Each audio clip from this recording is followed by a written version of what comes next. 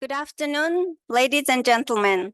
Thank you for coming to our side event on accelerating international collaboration toward Net-zero and Resilient ASEAN.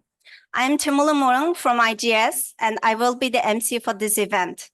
The ASEAN Climate Change Strategic Action Plan 2025-2030, ACCSAP, is expected to serve as a roadmap to accelerate the transition of ASEAN countries toward achieving their NDC and long-term strategies. In this side event, we will share and discuss the objective of ACCSAP with ASEAN member states and other countries and the youth on priority actions and means of implementation to accelerate international collaboration and enhance enabling conditions. The side event has 4 parts: 1 framing presentation, panel discussion, wrap-up presentation, and open discussion where we will have a Q&A session with audience. So please be with us until the end of the session.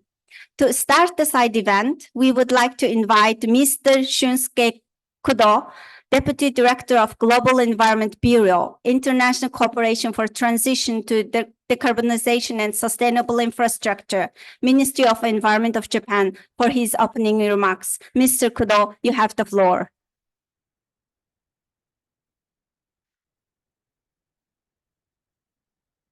Good afternoon, everyone. So my name is Shunsuke Kudo from Ministry of the Environment of Japan. So my office name is very, very long, but simply speaking, I'm in charge of international cooperation. So on behalf of our ministry, I would like to express my sincere gratitude to all of both participants joining us today. This year marks 50th anniversary of ASEAN-Japan friendship and cooperation. To further strengthen our cooperation on this commemorative year, the strategic program for ASEAN climate and environment, SPACE, was launched at the ASEAN-Japan Ministerial Dialogue on Climate and Environment this August in Laos. We duly appreciate support from all ASEAN member states. SPACE addresses the triple global and regional crisis of climate change, pollution, and biodiversity loss, and it will complement and reinforce ongoing activities. SPACE includes new cooperation, new menu, including an ASEAN Climate Change Strategic Action Plan 2025 to 2030, known as ACCSAP. The ACCSAP will be made by ASEAN for ASEAN and is scheduled to finalize by 2025. It is expected to serve as a roadmap to accelerate ASEAN countries towards achieving the goals of their respective NDCs, long-term strategies or visions in both climate change mitigation and adaptation. The objective of ACCSAP is to navigate ASEAN towards a net zero and resilient communities. In this event, we will discuss how to accelerate international regional collaboration towards a net zero and resilient ASEAN. First, the objective and potential contents of ACCSAP will be introduced by Dr. Hong Sok and Dr. Arino. Then ASEAN member states, EU, and youth, the future leader of society, will discuss priority actions to enhance enabling conditions related to finance, technology, and capacity development in ASEAN. Furthermore, there will be a discussion on how the ASEAN Center for Climate Change, which will be newly established in Brunei Darussalam, can be involved with implementation and updating of the ACCSAP contents. Finally, we will have an open discussion with the audience. It is our great pleasure that this dialogue could be a catalyst for the ASEAN and its member states to create your change strategy, which is pivotal for the future of ASEAN and the world. I hope that collaboration among ASEAN stakeholders will be further strengthened through this side event. and I wish for a successful and productive discussion for a net-zero and resilient ASEAN. Thank you very much.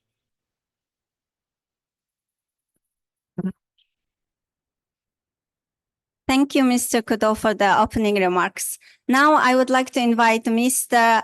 Arino Yosuke, Program Director of IGS, for giving his framing presentation. Mr. Arino, you have the floor.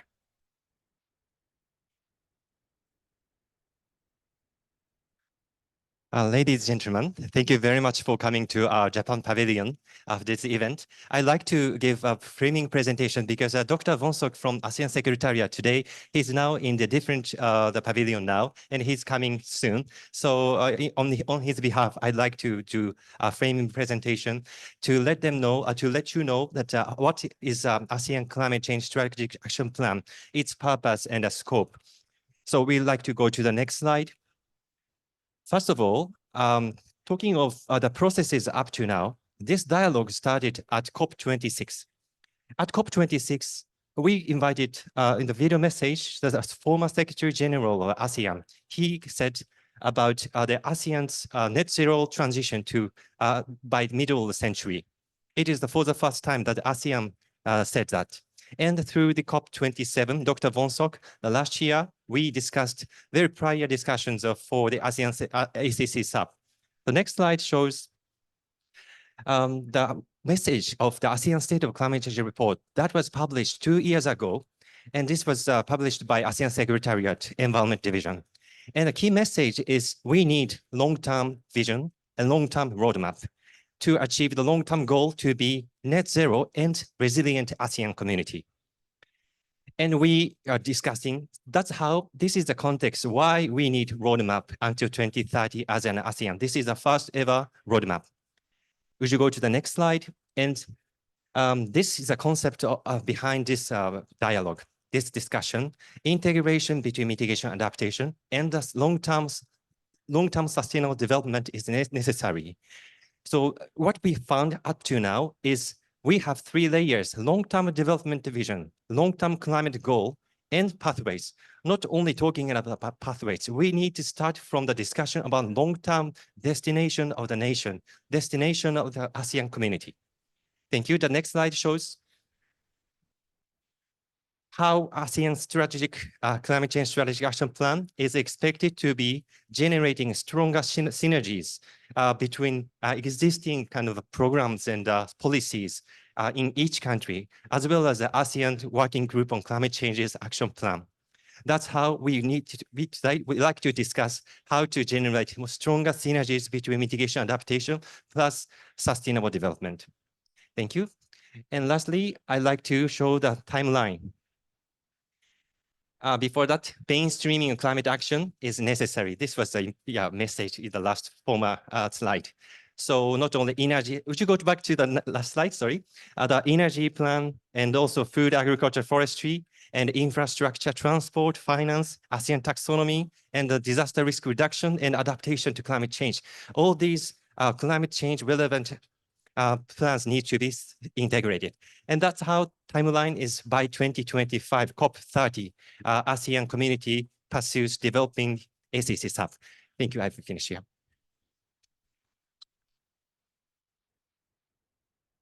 Thank you, Mr. Arino Yosuke, for your framing presentation. Now, we would like to start the panel discussion. I would like to invite our facilitator, Mr. Arino again, and panelists, Ms. Yulia Suryanti, Mr. Nasri Tahir, Mr. John Leo, Mr. Frank Lecoq to the stage.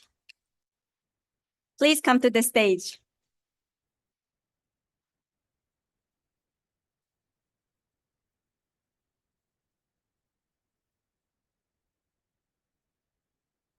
Okay, from now on, I'd like to introduce briefly about today's panelists, distinguished guest panelists. And the next slide shows today's panelists from each country in ASEAN and Europe. First of all, Dr. Vonsok is now coming soon from the ASEAN Secretariat, and Ms. Yulia Suryanti from Indonesia, Director of Mitigation, Climate Mitigation, Director General of Climate Change, Ministry of Environment and Forestry Republic of Indonesia. And the next guest panelist is Mr. Nasri Tahir, International Affairs Officer from Brunei Climate Change Secretariat, Prime Minister's Office, Brunei. And the next panelist, he's Mr. John Leo Algo. He's a youth delegate, and also he's a national coordinator of Philippine Action of Climate of Philippines. This is the Climate Change Action Network of the Philippines. And also he's advisory group, youth advisory group for environment and climate justice. And lastly, we invite Mr. Frank Lecoq from France, and director of the International Research Center on Environment Development. Thank you. And so today we'd like to discuss this topic: how to co-create climate ACCSAP. And we are still here. This is a very fast stage.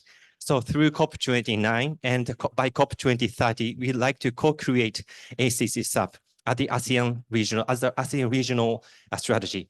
Ownership of this strategy is, of course, in ASEAN and for ASEAN. And the final destination of this new strategy will be how to achieve resilient and net zero ASEAN community. And I'd like to show today's guiding questions and discussion points. We have 3 discussion points. First of all, expectations for ACCSAP from the long-term point of view. And second of all, strategic priority actions for ACCSAP, including how to help ASEAN member states achieve NDCs, conditional targets, by promoting international cooperation between ASEAN and outside of ASEAN region.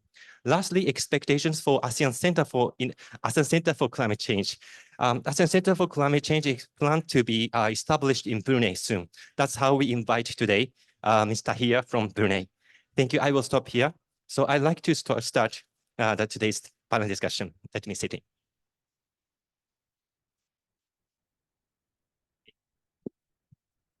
Thank you. Yeah, today is a little bit very conversation is very flourishing next to the booth. Today, we'd like to discuss first of all the discussion point 1. So expectations for ASEAN's climate change strategic action plan. So hopefully, we'd like to invite Ms. Sayati from the government point of view. What are your expectations from the longer term point of view? Sorry. Thank you, Mr. Moderator. Thank you for inviting us here in this event, in this important event related to the ACC Strategic Action Plan in ASEAN. So as we all know that all members, ASEAN member country as well, we already submitted our NDCs with our conditional and unconditional target already put in place. So respecting the nature of the NDC, the regional initiative under this ACCSAP should be then built on the common interest of the AMS member, on the ASEAN member countries' priorities, and the aim to fill the gap in the resource mobilization. So we see that different NDC has different target, different commitment in each country, and in different also depth of the NDC itself. And the regional initiative under this ACCSAP should be then not intervene with the with already has been placed under the UNFCCC and especially under NDCs. So it should not give additional burdens for the ASEAN member countries. That's the point, the one of main points for this regional initiative under the ACCSAPs.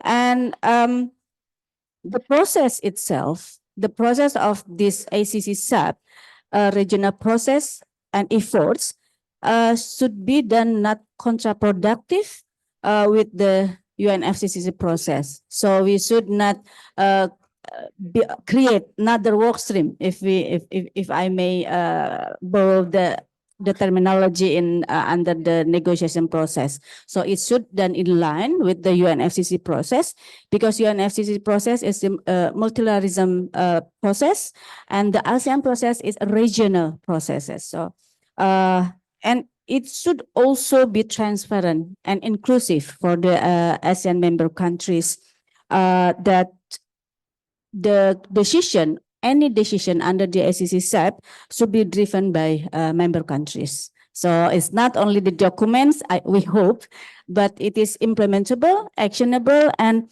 I think any initiative or policy recommendation under the ACCSAP should be then discussed and deliberated in a non-abrupt manner, while considering also the priorities of each member countries. So that's our expectation from this ACCSAP.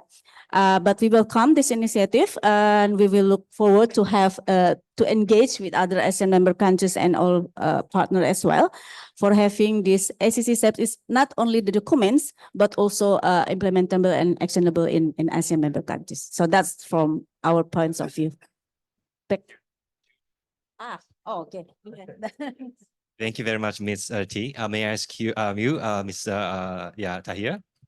On the long-term view of ACCSAP. Yeah, especially expectations for ACCSAP. Before I share my expectations, we would need to have a kind of a brief understanding of what ASEAN is basically. Not just the fact that we have 10 ASEAN member states, but ASEAN is one of the fastest growing economies in the world, but it's also one of the most vulnerable regions out there. So my expectation for ACCSAP is to both acknowledge these two aspects of ASEAN in its incredible potential to bring forward economic growth, sustainable growth. Sorry, but also to recognize that to realize this economic development, this sustainable development, this full potential of ASEAN, it would also need to address that it is one of the most vulnerable regions in there. So for ACCSAP, one of my general expectations for ACCSAP is that for ACCSAP to recognize that climate change can both be an opportunity, but also a challenge that needs to be addressed both at the same time. In order for you to realize the potential of ASEAN's value, you need to address the challenges. And in order for you to address the challenges, you would need to elevate and take whatever opportunity you can get as well. And this is not just from an economic perspective as well. This is from a philosophical perspective, because we don't want to be kind of bit of a doom perspective, doom and gloom perspective with climate change, as a lot of us I would empathize with as well. And what I would like to expect from ACCSAP as well is speaking a little bit on behalf of the youth as well. ACCSAP is this multi-year, high-level, top-down regional overarching plan. And a lot of the youth, we work on grassroots movement, underground, spontaneous movement action. So if these two acts, if ACCSAP is able to engage the youth effectively, have a framework that recognizes the quick movements of the youth, I think it would be a strong regional plan that would be not only holistic, but encompassing different aspects of ASEAN society. Yes. Thank you very much for your diverse kind of point of view. So may I ask Ms. Algol? Yes. Good afternoon. Just to build on what my two fellow panelists so far have mentioned, because basically in terms of expectations, generally speaking, to the ACCSAP, I share the same sentiments as they do. Just to provide another perspective, given the time limit, I would like to base my intervention more on my experience under the ASEAN Youth on Climate Action Dialogue, or the ASEAN UCAN. This took place on October 2021 in the middle of the lockdowns due to the COVID-19 pandemic. And there were, I believe, 13 representatives across the ASEAN that participated in this particular dialogue. There were a series of workshops, there was a series of dialogues as well, and it led to the formation of what we call the Bandar Seri Begawan Declaration on Climate Action, because at the time, I believe the chairman of the ASEAN was Brunei Darussalam. And I would like to refer to my notes here just to make sure I'm not spreading false information in terms of what our outcomes were for this particular declaration. So when it comes to the BSB declaration, we focus on the following specific themes: education and awareness. I think that's very essential, especially when it comes to youth participation. Because when we talk about the development of the ASEAN in terms of ACCSAP, and of course, we have to frame that with the Sustainable Development Goals as well.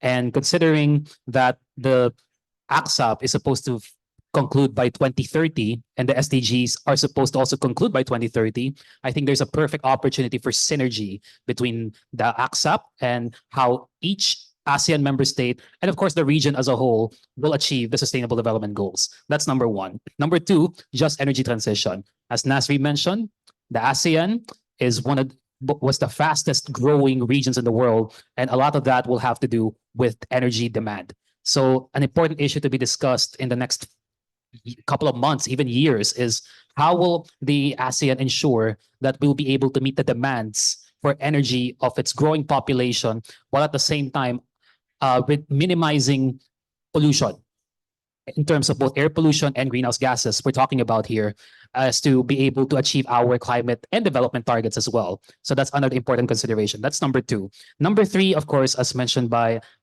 Yulia earlier, climate justice, the inclusivity factor. And not just speaking on behalf of the youth, but also the other highly vulnerable groups at the ASEAN, talking about women, indigenous peoples, they have to be meaningfully included in this particular process. Actually, during a previous side event that I was in before this one, a mentor of mine from the Philippines challenged us to define exactly what do we mean when we say something is just. Because we say just transition, just energy transition. But what exactly is just? So just to provide my short answer on that, in terms of what just supposed to be is, it means that no one is left behind. That everyone is participating, everyone is included, everyone is knowledgeable, and everyone is empowered to participate in this long process. Because while the ACCSAP is only, for the first 5 years, the process is going to take a lot longer than that. So the sustainability factor has to be in there too. And just a couple more things before I finish. Under the ACCSAP, based from our Bandar Seri Begawan Declaration, we hope to see three particular things. Emphasis on the role of faith and media. We believe that those two particular sectors have a huge role to play when it comes to education, awareness raising, and capacity building. Number two, digitalization. COVID-19 has shown us the emergence of digital and online modes of communication. How do we adapt to that? How do we maximize those particular channels to ensure that the youth, especially who are more well-versed in digital and online forms of media, how to make sure that they will be empowered through these particular channels to be participating in climate solutions. And number three, and lastly, is on literacy. Education, of course, is very important. So for me, when it comes to general expectations, 1.5 degree aligned transformation, where no one is left behind, and it is aligned with the SDGs, aligned with the Sendai framework as well, and even other upcoming regional documents like the ASEAN Environmental Rights Framework. I believe that the ACCSAP has to be aligned with all of those things. It's going to be a challenge, but I believe it's something that can be done. Thank you very much for a very holistic viewpoint and very energetic. So may I ask, Dr. Lecoq. Thank you very much for the invitation. I'm of course much more removed than all the previous panelists from the Asian region, being from France and also being from research and not from operational. Yet let me try and give you what elements stemming from another hat that I have, which is a coordinating lead author of the recent working group full report of the IPCC on mitigation development pathways in the short and medium term. Where, and I was very happy to see in your presentation you actually used one of the IPCC diagram on the pathways. Because we really in that report try to emphasize the importance of indeed not just looking at just at climate change and development as an afterthought, but sometimes the importance also of going the other way around and really looking at development pathways and how they are structured, and include and have them as a way also to facilitate emission reductions down in the future. Indeed, the way countries everywhere in the world, and that's the literature, scientific literature shows us, develop, that goes a long way towards structuring your emissions and constraining your emissions. If, I don't know, rents explode in cities and people have to live farther and farther away from where they work, well, you're going to have a lot of trouble reducing emissions from transport because the demand will be high, and so this means you have to look at the rents policy, fiscal policies, housing policies, zoning, things that are not at all climate change or mitigation, yet they actually matter a lot, not necessarily for your emission reductions tomorrow, but for what you will be able to do like 10 years down the line or 15 years down the line. And so that's this perspective that, which we try to emphasize in the IPCC report, and which I hope can be reflected into a strategic document like this one, especially as it looks ahead at 2050. Well, that's the key point I wanted to make at this point, at this stage. Thank you very much for your very feedback and highlighting such kind of a very long-term kind of transformation of the society happening. So before going to the next discussion, may I ask Ms. Sayati, sorry, this is a random question, but because Mr. Algo mentioned like sustainable development aspect components, including air pollution prevention. So may I ask you, what is your idea about the long-term, the key kind of goals of the sustainable development in the long term, not rather than 2030, beyond 2050 and the final destination? What kind of the factors do you prioritize? Well, that's additional question. Thank you. But as we may already be the Indonesia already submit our vision, our long-term vision, on the document of LCCR, the long-term strategy on low carbon development, low carbon and climate resilience development 2050. So on that document, we already put down our vision in 2030, we will be then having the initiative for the net sink volume 2030, as well as for the net zero emission by in 2060 or sooner. So that's already incorporated the sustainable development goal, as well as the linkage between the biodiversity and pollution control actually. But in our vision, so all that related issues already put in place, including the just transition, like already mentioned by our colleague previously. So we already put the just transition, as well as the element of the like intergeneration and gender and the other related issues. We already put then the potential for like potential enhanced ambition if we compare to our NDCs 2030. So we already put that into the long-term vision. So we have a bit detail on the scenarios in mitigation as well as in adaptation scenarios in our LCCR. So what we try to do is inline our development strategies into the UNFCCC target, Paris Agreement target for the Article 2 of the Paris Agreement. So that's what we try to do. So we put all the consideration, the relevant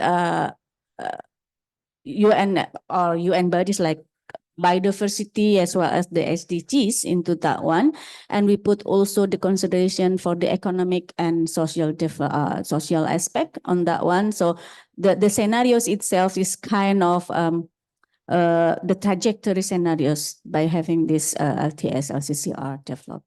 So that's. Thank you very much for your reactions about this long-term point of view. So do you have one comment about Brunei's? Sorry, next time, like in the next round of discussion, we like to would you include that aspect?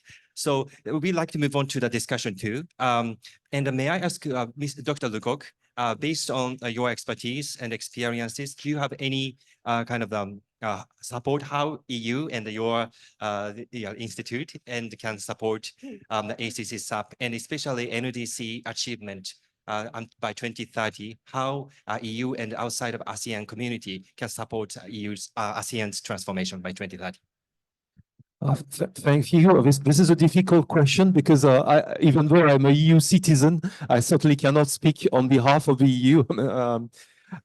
Maybe what I can share as some elements of what, at least in the research area, support we are already providing. We and other groups. It's not just CRED, but other groups obviously are already providing support to NDC development in other countries, and that may be replicated in Asian ones.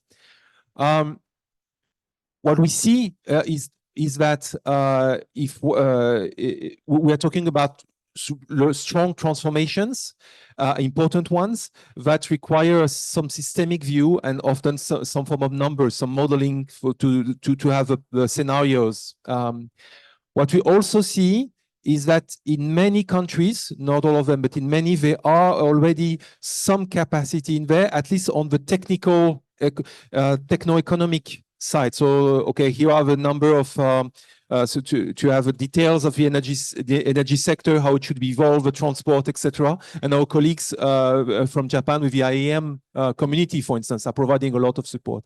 Where, at least where we work in our lab and where we see less capacity is on the macro side. So, okay, if we do these transformations, how much does it cost? What are the employment effects? Inequality and justice. I mean, who are the groups that are most affected or less affected? There, I guess, is a blind spot at the moment. Yet, for a finance minister or a prime minister, obviously, this is key. And those are areas where support exists, and I think research can provide additional material even for NDCs. Thank you. Thank you very much for your feedback from the scientific and the community point of view. So may I ask next Mr. Algo about the second discussion point about how priority areas of ACCSAP or like how to support what key kind of actions you expect for NDC achievement? Yeah, Hello. Okay. So when it comes to expected support mechanisms, I suppose for ACCSAP, I like to echo as well what Frank mentioned. Because again, for example, if we look at the NDCs of a lot of ASEAN countries, it really relies on a lot of bilateral discussions. For example, with developed countries like those in the European Union. For example, and just to give you a further example, in the Philippines, our target for NDC is 75% emissions reductions within the current decade. What that means is that our country has 72.29% being conditional. So a lot of our ability and capacity to reduce our emissions relies heavily on foreign support. So that's why the outcomes of these negotiations also can be linked in to how the Philippines and, quite frankly, other Southeast Asian nations as well, perhaps, will be able to accelerate the solutions, mitigation or adaptation that is directly relevant to the ACCSAP and what that's supposed to be. When it comes to other priority areas, again, we go back to the importance of strengthening regional cooperation across the ASEAN. I think that's a very important factor. And the ability not just to coordinate, but to build on existing initiatives and connect it to, as everyone has mentioned earlier, the issues on biodiversity, the SDGs, because we need to accelerate climate action. There's no question about that. But we also have to address other issues: poverty, employment, green transition, education. So the ability to implement projects, especially across the ASEAN, that will provide co-benefits for SDGs, even recovering from the COVID-19 pandemic in a green way. I think that has to be really emphasized in the ACCSAP and associated programs and policies. Thank you very much. And may I ask Ms. Sayati again? Okay. And then Tahir, please. The second question, right? Second question, Okay. please. How to accelerate the international cooperation? So, in our view, that we should, I mean, we would love to try to revisit and strengthen our NDCs, because the NDCs itself is kind of a guidance book for our implementation in the international level, and this so why we would have to revisit, because I mean, based on the summary for our all the NDCs from the parties, it's not enough. I mean, it's not sufficient for reaching the Paris Agreement targets. So we should have to revisit and strengthen our NDCs. And of course, because you mentioned that earlier, that the long-term strategy should also be developed, because if I'm not mistaken, it's only I mean, amongst our AMS, the ASEAN member states, is only 4, if I'm not mistaken, who already submitted our LTS. And we would love to, I mean, if our partner in the AMS would love to have this coordination between amongst who's already being submitted our LTS, it will be done very good.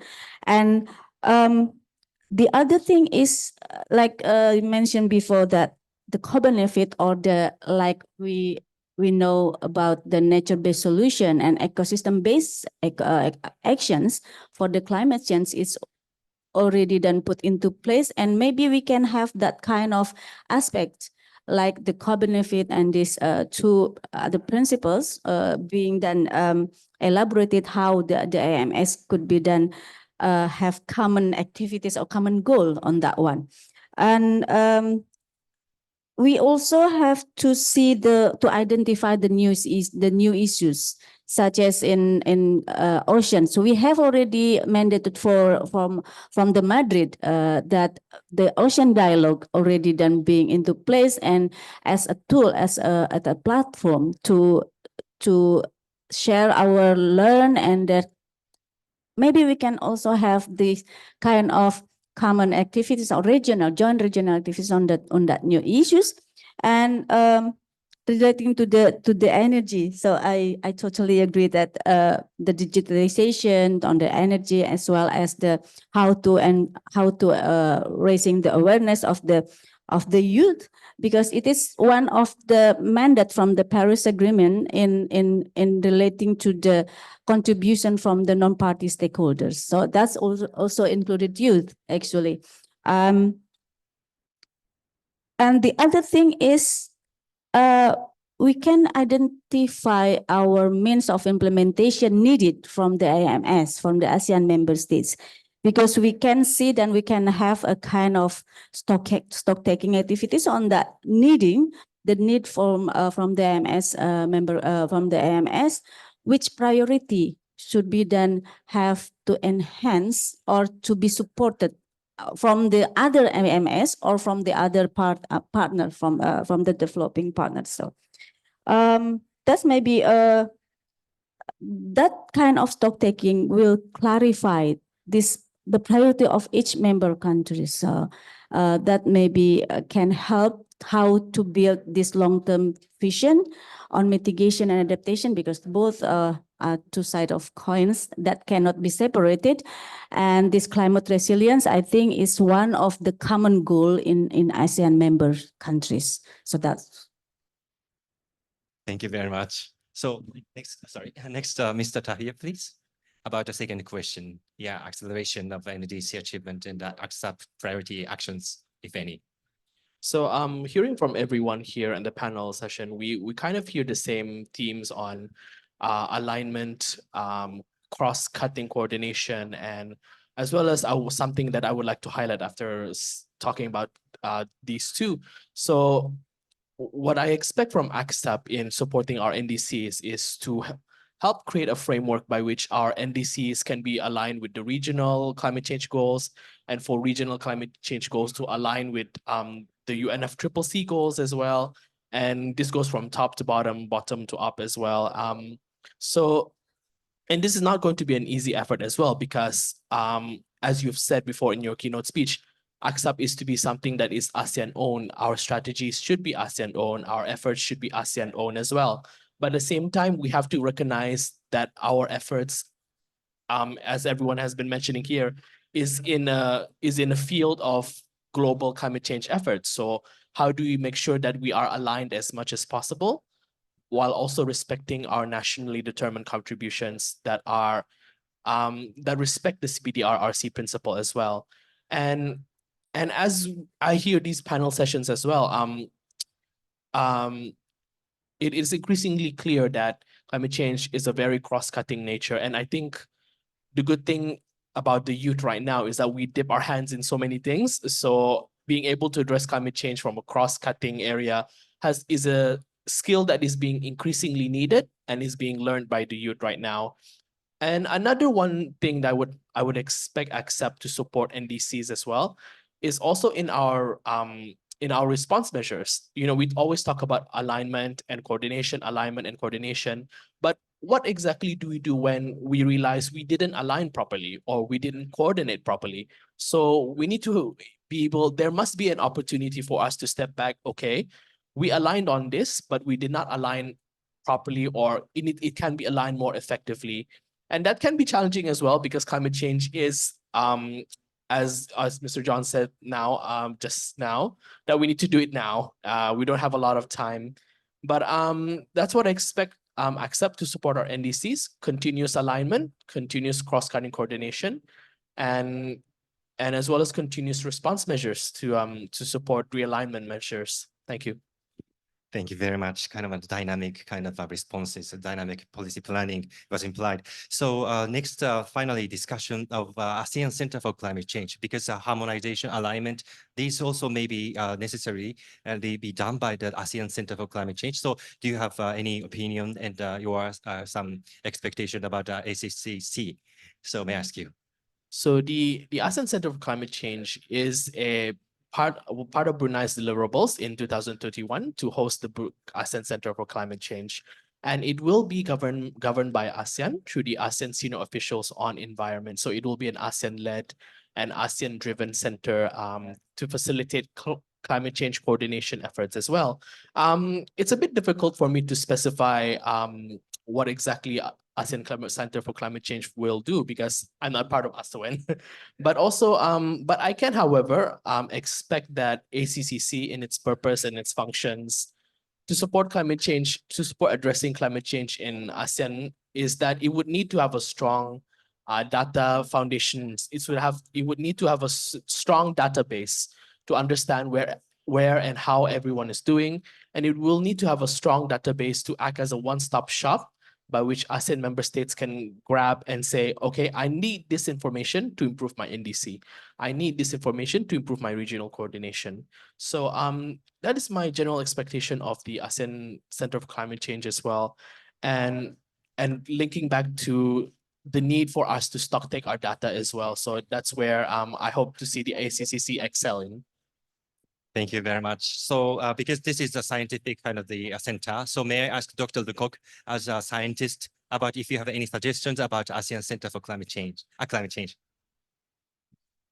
Thank you. Suggestions is a very strong word. I'll just try to get some insights of other centers that I know of that may be of relevance in that case. Maybe three elements. The first is the importance for any center, but especially if it has some research component of stability, having people and not too high a turnover, so that to build capacity, keep it. I mean, it's very broad. It's true nearly everywhere, but really that's an important point. Too many times we see places where you have to reinvent the wheel every 2-3 years because people have just left. The second thing is the connection between the Asian level and the country level, which makes me think of what we have in Europe, where you have European centers and then the national ones. Not necessarily easy, but absolutely necessary, because at least in my French case, I would not go directly to a European center. We'll first discuss with colleagues and then have go to that level. So the articulation between the two, between the Asian level and the country level, is really central.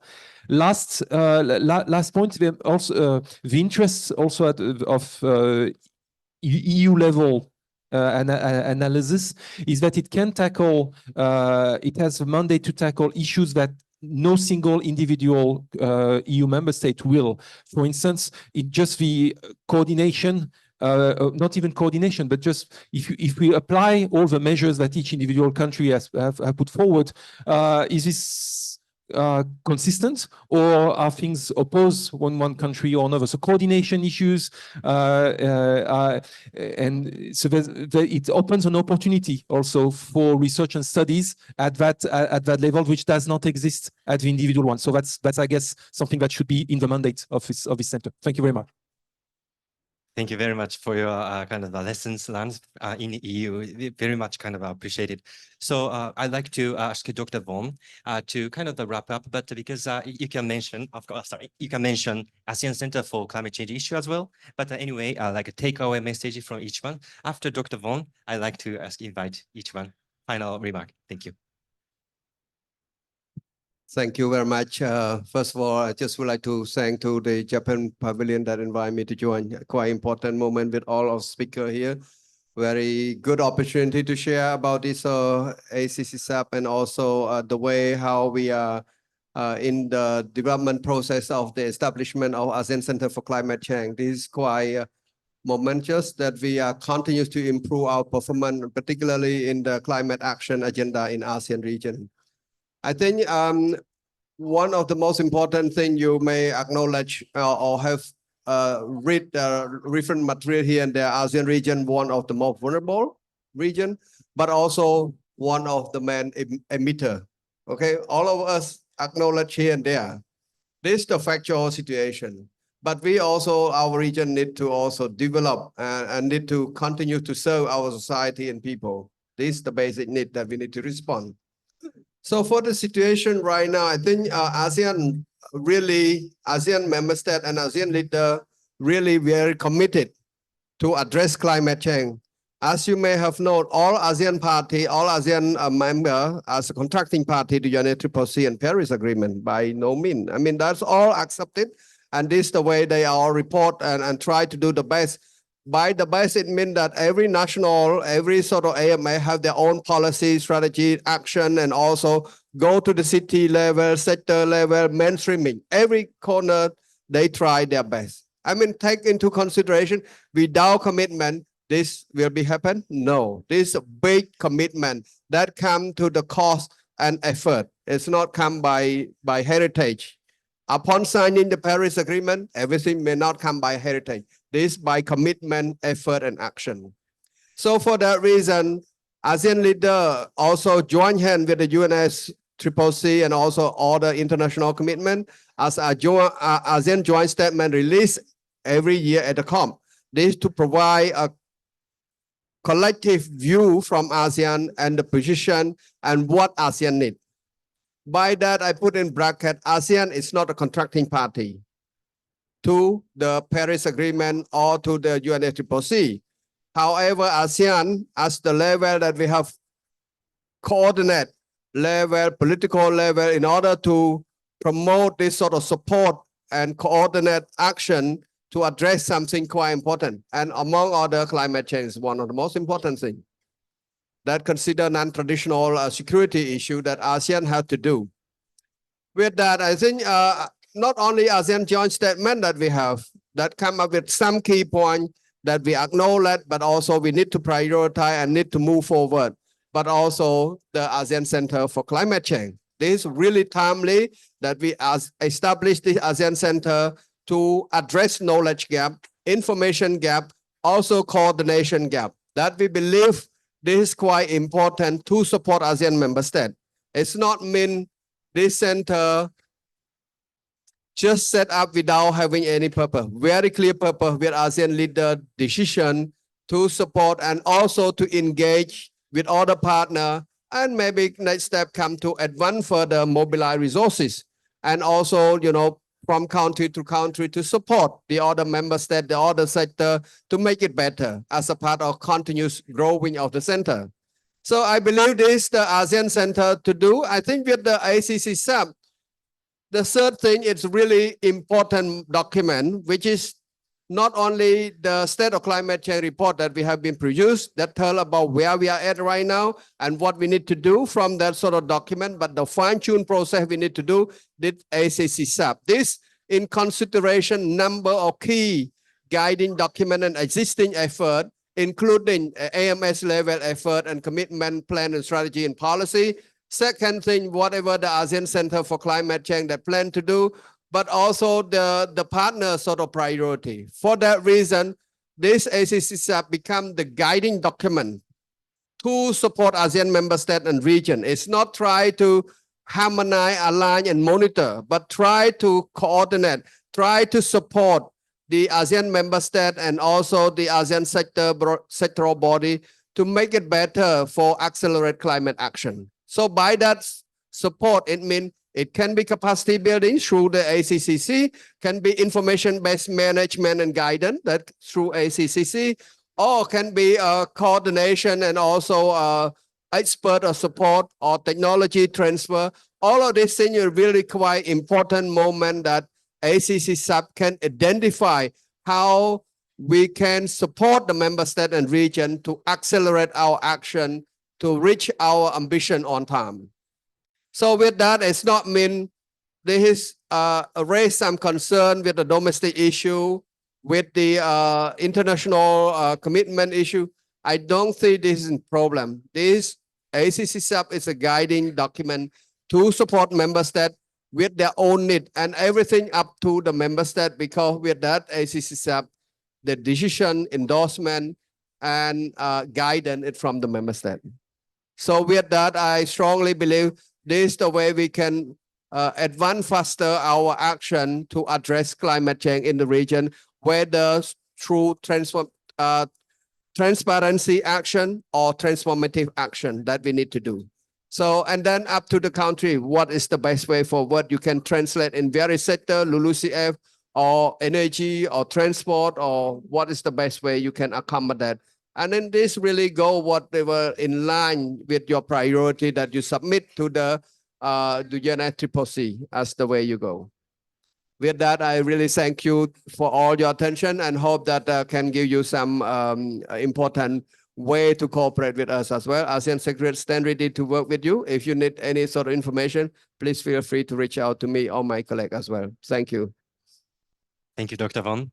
So let's take away message within 30 seconds or 1 minute, please. Thank you. 1 minute, right? 1 minute. Okay. Sorry. We hope that, our final remarks is that we hope that this ACCSAP is not only the document, but like you mentioned, that it is a reference for our implementation in the nation level, and supported by the ACC Center. So I believe that it will then accelerate implementation of these NDCs, as well as from the point of view on scientific finding, as well as the other technical and capacity building. And the other thing is that the aspect of means of implementation, especially for the finance, so it will be done enabled by this ACCSAP, supported by the ACC Center.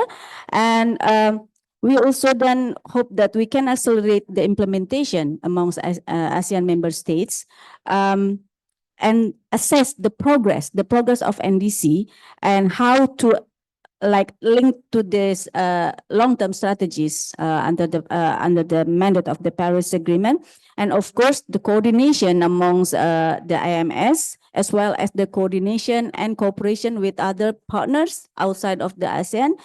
And last thing is that we also have to link this regional initiative within the UNFCCC itself, because we, as we all aware that the Paris Agreement, the UNFCCC has the CBDRRC and respective capabilities, national condition, and it will then depend on our national priorities. So thank you. Thank you very much. Mr. Tahir, please. So just to briefly wrap up, and I think everyone just hit the right points for this panel session as well. So I suppose in the next few years, we're going to expect a lot of coordination efforts, a lot of alignment efforts. And we look forward to see ACCSAP as serving as that guiding document that can enhance and also coordinate everyone's efforts. And I think this panel session today kind of demonstrates how we don't always have to be revolutionizing any scientific or any information and so on. We just need to be able to communicate continuously, align continuously, and coordinate continuously. And I hope to see the ASEAN Center of Climate Change supporting the ACCSAP in fulfilling those alignment and response efforts as well. So thank you. Thank you very much. Mr. Alago, please. Yes, 3 points in particular. Number one, I 100% agree with you when it comes to the importance of keeping things simple in terms of coordination. And sometimes I think that we've seen so many solutions on the ground, so many policies, the national level, and they're all being implemented. But sometimes the problem is not everyone knows about them. So there's this impression that not enough being done. But I think sometimes it comes down to documentation as well, and not taking communication, coordination, basically all these letters that start with all these words that start with a C that sometimes we take for granted, but should not be overlooked when it comes to scaling up something as critical as climate action. That's number one.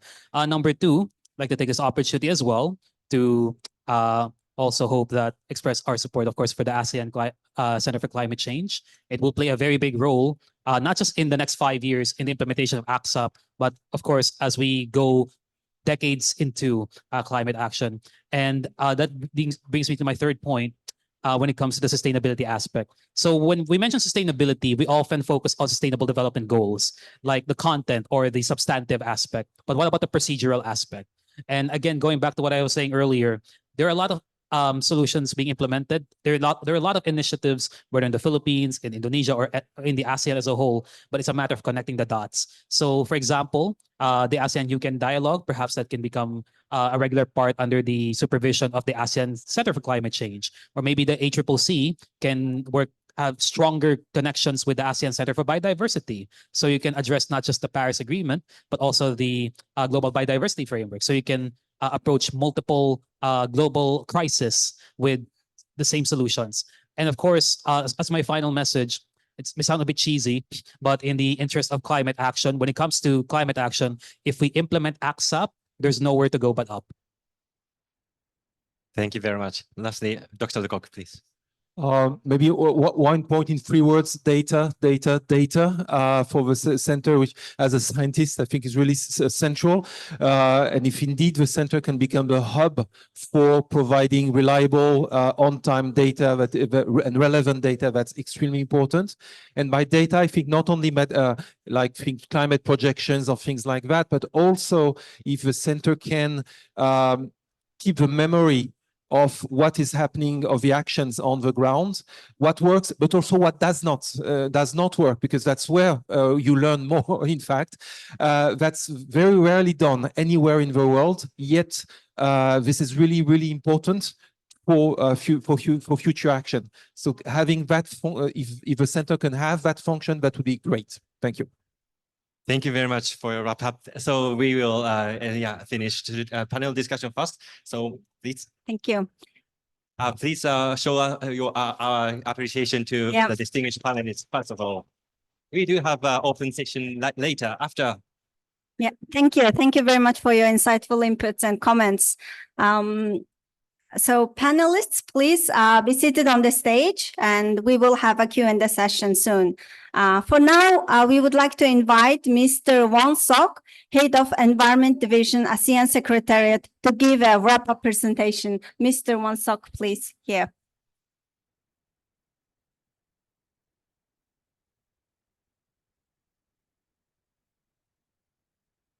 I'll say thank you very much. Now come to the end, but I mean, it's quite important to share with you what is the next step of the ACCSAP for your reference. What is the way forward? Of course, this become a guiding document to support you. Sorry, not going. Okay, next slide, please.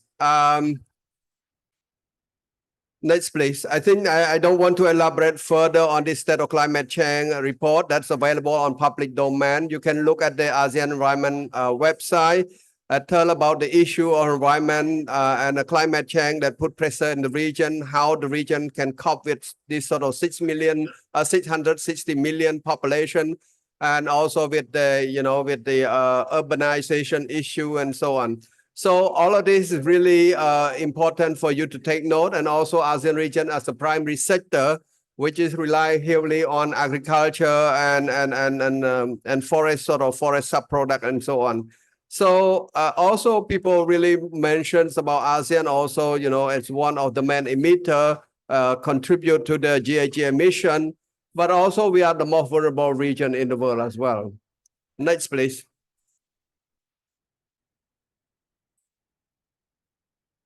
So now with that, ASEAN has come together to build this sort of cooperation. Next slide, please, on the climate change. So with that, I mean, you may have noted every year ASEAN have ASEAN chairmanship for 2023 under Indonesia. Indonesia's really bring in the important ASEAN matter epicentrum of growth, which is highlight some of the key important that ASEAN need to address in the 2023. Among other, environmental climate change have been highlighted as below. ASEAN joint statement on climate change to unite proposed COP to this COP now, and as community-based climate action, regional action on invasive alien species, which is the way we try to cope with the effect of climate change as well. Oriental learning for ASEAN sustainable city, ASEAN conference on combating plastic pollution, enhanced energy, synergy and collaboration action to combat the plastic pollution, including the marine environment. So this under ASEAN chairmanship of 2023, there's a lot of things that have been developed and also learn from that and also replicate along the line. And that is the way can also now in the consideration of this priority, the upcoming priority 2024 under Lao chairmanship, environment and climate change still in the top priority. Next slide, please. So at the 42nd ASEAN Summit that on the 10th to the 11th of May 2023, Labuan Bajo in Indonesia, the ASEAN leader adopt ASEAN Declaration of One Health Initiative. And among other, ASEAN leader also welcome the implementation framework on the circular economy and ASEAN strategy for carbon neutrality for ASEAN economic community. And also agree for the establishment agreement on the ASEAN Center for Climate Change and promote conservation, sustainable use of biodiversity and ecosystem services. Next, please. While the 43 ASEAN Summit in Jakarta, Indonesia, the leader adopt the ASEAN Joint Statement on Climate Change for this COP and also reiterate our commitment to the global climate action at the regional, national, and subnational level. Further, the leader adopt the ASEAN Declaration on Sustainable Resilience to enhance the collaboration in strengthening climate and disaster resilience for sustainable development by closer alignment of the national, regional, institutional framework, intensify utilization of full power potential of science, technology, innovation, as well as enhancing national, local capacity, particularly local community, as the first line of defense against emergency risks. Next, please. Now, this is the thing I think maybe have highlighted already early from the our colleague from Brunei about the ASEAN Center for Climate Change. The establishment of ASEAN Center for Climate Change was proposed by Brunei as ASEAN chair during the 2021. With the purpose is clear to facilitate regional cooperation. We talk a lot of regional cooperation, coordination, harmonize alignment. Here's the purpose of the ACC to present to you to facilitate regional cooperation, coordination on climate initiative among ASEAN member states with relevant national government, regional, international organization, and provide policy recommendation on addressing climate change to the member state. So this is about the emerging sort of issue that can be also captured with that sort of new development of the climate action. And then the next one, to fulfill its purpose, the center shall, among other, to release and disseminate publication on the policy recommendation, regional outlook, development of database system to monitor project and initiative related to addressing climate change within AMS. Acts as a platform for coordination of climate project among ASEAN center in ASEAN, develop capacity development program, development and sell into becoming a knowledge hub for access obtained data or statistics relevant to climate change. So there's a lot of capacity building information-based center, but also a coordination center. Next, please. Now, I mean, with ASEAN, not only talking about the climate change, but we have a dedicated dedicated sort of working group and ASEAN level and ministerial level that taking care of climate change, and ASEAN working group on climate change currently chaired by Malaysia. Next, please. So this is the institutional structure to inform you about ASEAN, how ASEAN taking care of the climate change in collaboration and cooperation with other partners. So this all the different sort of working group that in charge for different thematic area or priority of environment, from nature conservation, biodiversity, up to the ASEAN climate change on climate change as well. Next, please. So with the ASEAN Working Group on Climate Change, this is guided by Action Plan 2025 and its initiative that consists of 8 core thematic areas, from the climate adaptation, climate change planning, which is about including NDC and also climate change mitigation, climate modeling assessment, MOV, stock taking, climate financing, market, cross-sectoral coordination, technology transfer. So all the points that you have been raised, it's here. But how to translate this key document to action, that need a lot of effort and need a lot of support. Next, please. Here, just present to you in the ASEAN level sort of coordination and initiative that we have a number of initiatives that have been carried out. For your reference, here, I may not read all. We have this ASEAN joint statement as every year. ASEAN joint statement with the support of Japanese government, with the expert support from the IGES team. He's the one who lead also the State of Climate Change report, and the Center for Climate Change, ASEAN Center for Climate Change. And also we do this sort of ASEAN Climate Finance Strategy and the Climate Action Program. I come here also with the support of the Climate Action Program as well. And the science policy linkages, a long-term low carbon development strategy, capacity building, MOV, and ASEAN Climate Change Partnership Conference. What it does mean, ASEAN Climate Change Partnership Conference, this is an annual sort of event organized back-to-back with ASEAN Working Group on Climate Change, provide opportunity, whoever the key player in the region would like to join hand with ASEAN sort of level to discuss and share, or to learn from ASEAN sort of work on climate change. So this is an opportunity not try to claim as alignment or harmonization, but at least first degree to inform and to learn from each other, and also to to prioritize their action in line with each other rather than try to duplicate things. Next, please. All this reference material about the climate change in ASEAN region, including the ASEAN magazine that we talk a lot of on climate change issue, and we try to capture all the key emerging issue on the climate change in ASEAN as well. Next, please. So this is the set of climate change report. I don't read, it's the same. It's about the way we set also the climate change, the climate vision 2050 toward achieving net zero emission, as well as enhanced resilient and adaptive capacity. This is not about the way a consultant said it. It's about the member state decide and adopt this report, and in line with whatever national priority that have been set. NDC target and also the resilient have already discussed in their national priority. Next, please. So this is about ASEAN itself. Next, please.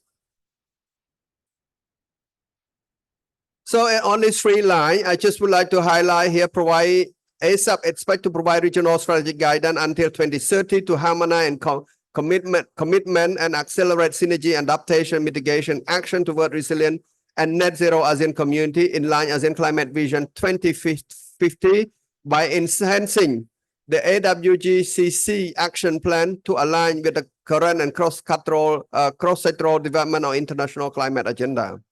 Second point, in order to be effective and extend implementation of ACCSAP, cross-sectoral, cross-pillar sort of coordination, especially across AAC, ACCC, need to promote through the close collaboration among the key players.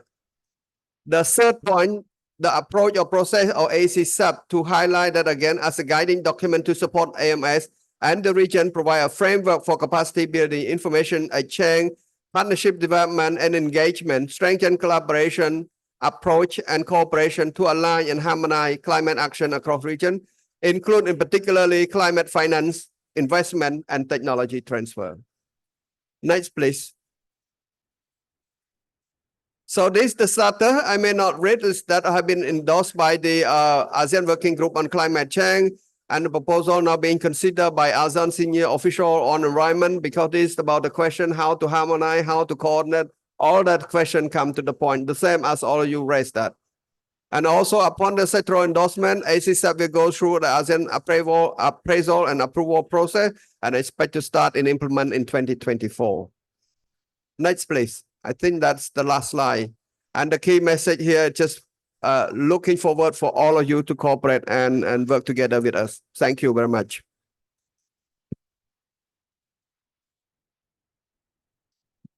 Thank you, Mr. Wong, for your wrapping up presentation. Panelists, now we would like to have 50 minutes for the Q&A session. And I would like to open the floor for the question and comments. Anyone who wants to volunteer, please raise your hand. Thank you.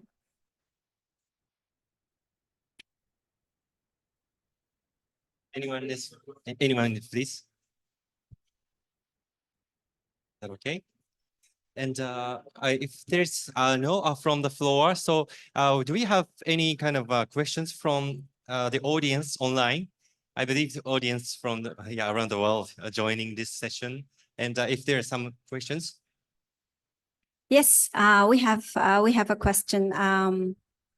So to all panelists, under present ASEAN situation and global support, can ASEAN do it to achieve net zero emission by 2050? So I think this is to all the panelists, and can we achieve, can ASEAN achieve the net zero by 2050? Yeah, please go ahead. Yeah, just to provide a quick response to that.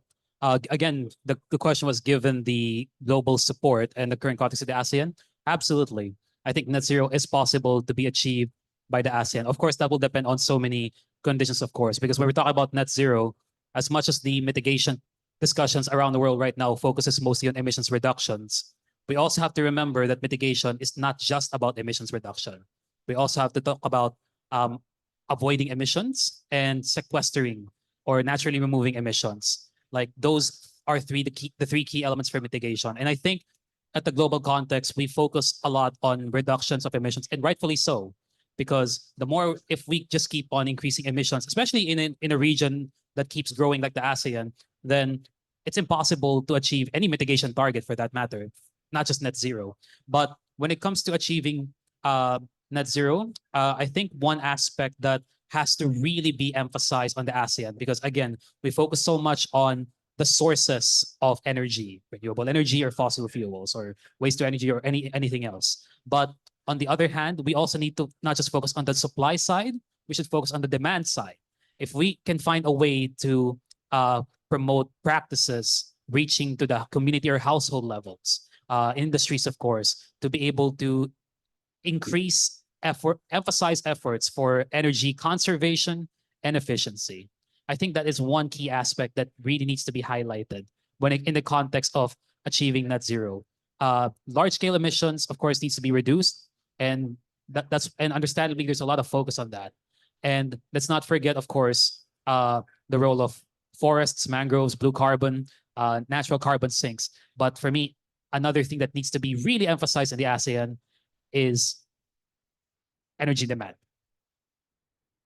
Thank you very much. This is the last question because this is a very overall question. So because due to the time limitation, we like to confine. So if anyone wants to react to this carbon neutrality ASEAN net zero possibility.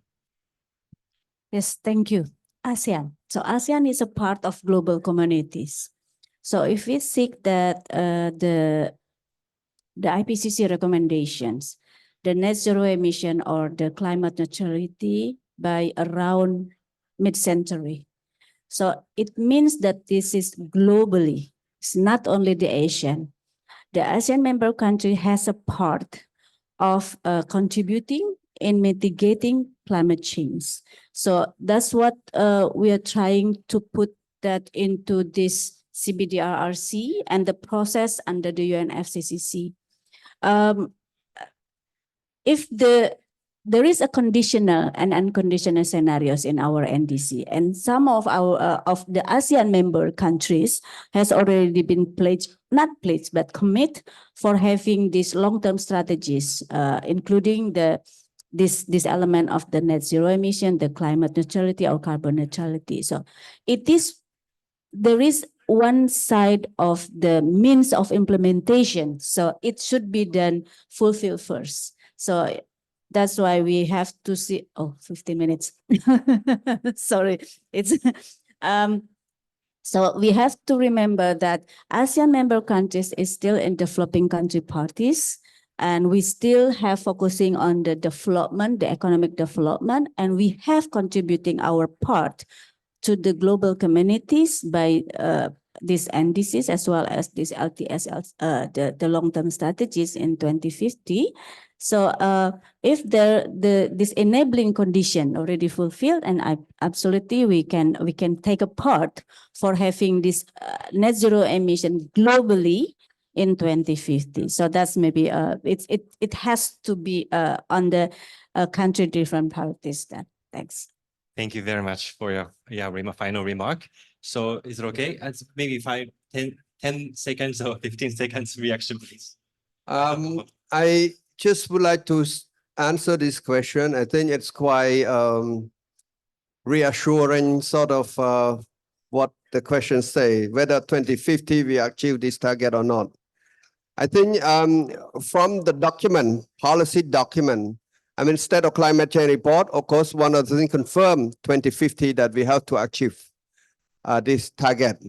Plus, all the report NDC that set by the member state look across all the ASEAN member states by 2050 that we need to achieve. That's our political commitment. I really confirm that. How this going to achieve, from my view, that very clear. Because ASEAN region and ASEAN member states try to make a difference. Business not usual. If business as usual, it may not be achieved, our target. ASEAN try to make different, I mean, including the establishment of ASEAN Center. This is one of the things that we try to make different.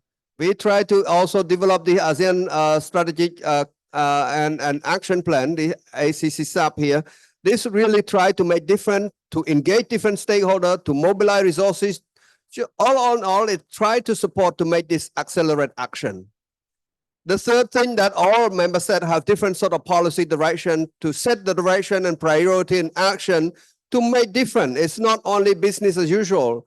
They shift the policy on energy. They do this sort of policy energy mix. They promote more energy efficiency and renewable energy. They try to do sustainable practice on agriculture. They try to do a lot on the peatland management to continuously improve the performance and so on, control forest and land fire and so on. So all of this, the way we try to make it different. It's not the business as usual. Even try to reinforce and try to work with different sort of key player and partner, including the businesses. And this is the one also in the driver's seat.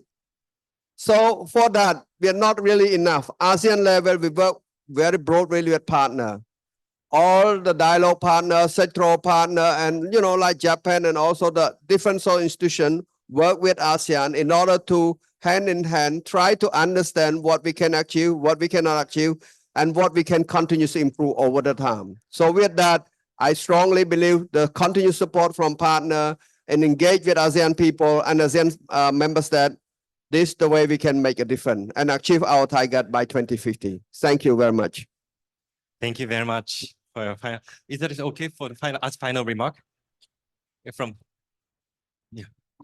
So just to keep it short, I think everyone already said what needed to be said. But I think I just want to highlight as well that ASEAN member states don't have any. We already have so much ambition, and it's in our documents and everything. So I think we need to also put a focus on operationalizing our ambitions as well. Instead of asking what are our ambitions, I think we're past that stage already. We need to start asking how are we going to fulfill our ambition? What action are we going to take? Who are we going to work with? So we need to start implementing a more operationalized mindset. And I hope ASEAN member states, and ASEAN member states are already asking that question, and I welcome the future in which climate change cooperation is fully operationalized. Thank you. Thank you very much. These are all audience, but we've lost Dr. Lecoq, but maybe it's time to wrap up. So you have one final, very short final word for the carbon neutrality for ASEAN, please. Yeah, just to echo the previous one. Indeed, now that the goal is set in our countries, at least the goal is set, and the real issue becomes implementation.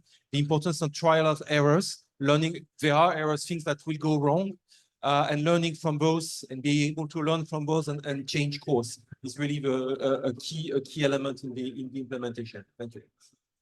Thank you very much. So the 10 Thank you. minutes is maybe already passed. Yes, we already passed our time. So to the panelists, thank you for your active participation and comments. And to the audience, thank you very much for coming to our side event. And this is the end of our side event. Thank you very much. Thank you. Great appreciation to the panelists again. Thank you very much.